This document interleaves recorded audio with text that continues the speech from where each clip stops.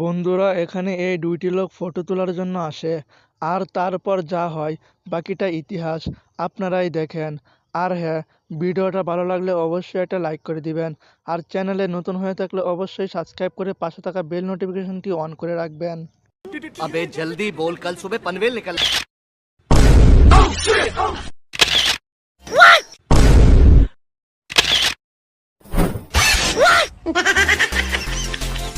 रुक रुक रुक रुक रुक रुक।